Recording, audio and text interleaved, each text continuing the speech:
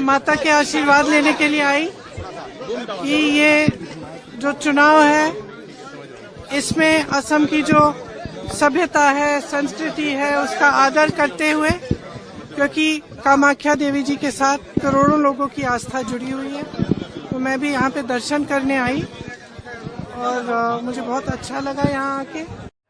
नमस्कार दोस्तों, आज हम बात करेंगे कांग्रेस की कि आखिर कांग्रेस में कुछ नया क्या दिख रहा है और इस बार के विधानसभा चुनाव को लेकर के कांग्रेस ने अपने परसेप्शन में कितना बदलाव किया है। अब राहुल गांधी ने जिस तरह से आपने देखा कि ठीक है, लोकसभा में उनकी बात न मानी गई, वो जो कुछ रखना चाहते थे वो बात नहीं कही गई, लेकिन एक परसेप्शन पूरे देश में उन्होंने खड़ा कर दिया। बहरहाल कस्बा 24 में आज जानेंगे कि आखिर कांग्रेस में नया कुछ क्या दिख रहा है। देखिए, राहुल गांधी के सारे अंदाज को आपने लोकसभा में इस बार देखा, उसकी कहीं आलोचना हुई, कई तरह की चर्चा, डिबेट भी हुई इस विषय। लेकिन प्रियंका गांधी पर शायद किसी की निगाहें हैं या नहीं, ये बड़ा सवाल है।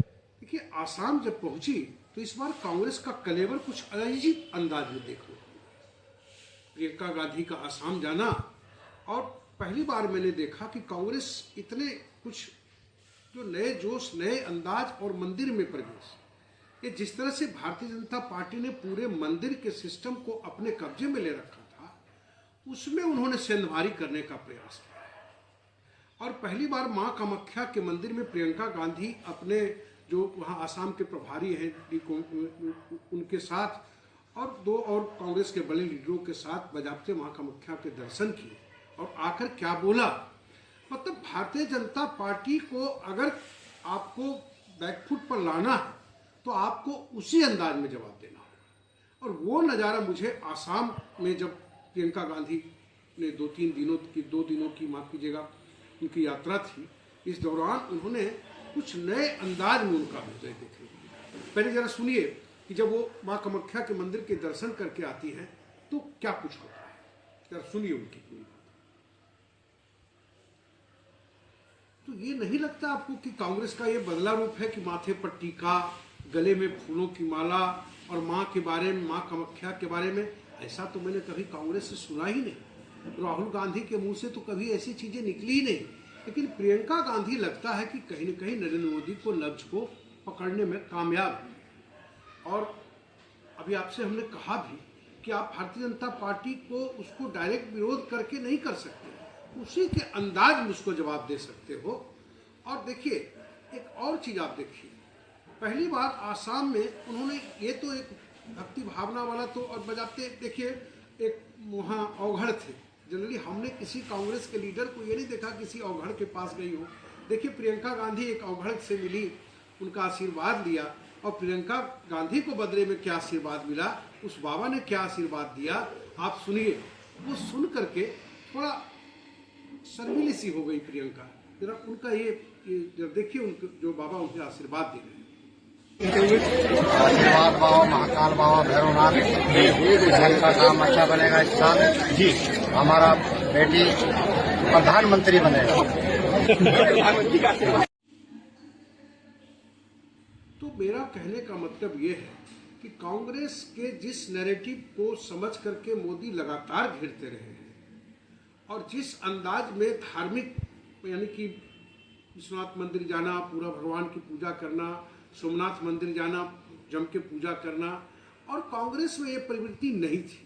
लेकिन असम के विधानसभा चुनाव के पहले प्रियंका गांधी ने एक नया तरीके से कांग्रेस को लोगों के बीच में रखा है और बताया है।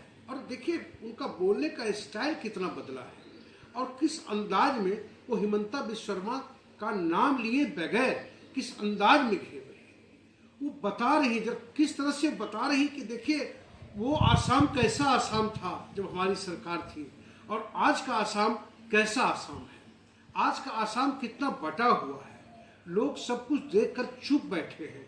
इस बाइट को देखिए, 1 मिनट 19 सेकंड की इस बाइट में उन्होंने कैसे आसाम का पूरा खाका खींचा है और ये भी एक नैरेटिव सेट कर दिया कि आने वाले विधानसभा चुनाव में कांग्रेस किस इश्यूज पर काम करेगी।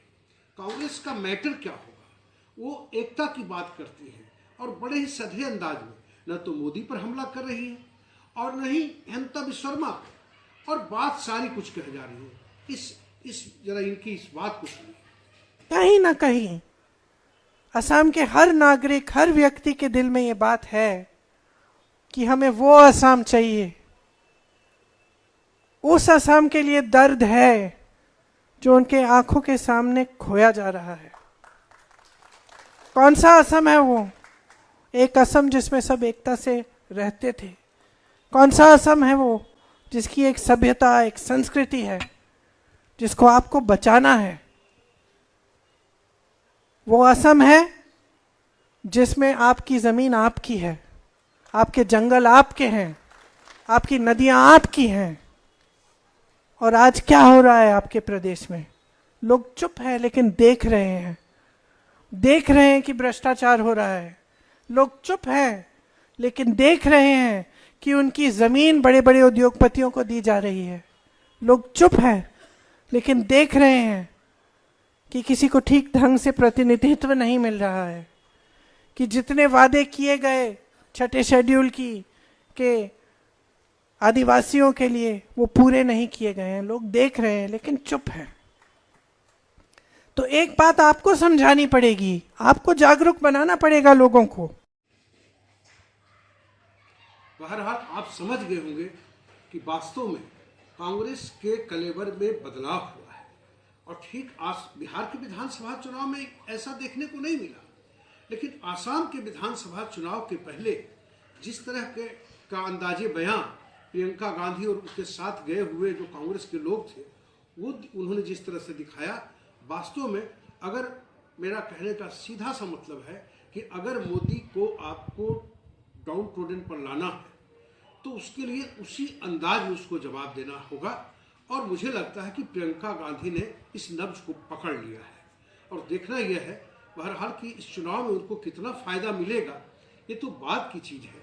लेकिन इतना उन्होंने जरूर बताया है कि भूपेन हजारिका और जुबिन का जो आसाम था वो आसाम कहाँ खो गया। बहरहाल मिलेंगे किसी और खबर के साथ, तब तक के लिए आज्ञा दीजिए। कसवा 24 के लिए पटना से मृत्युंजय कुमार। कितना मिनट के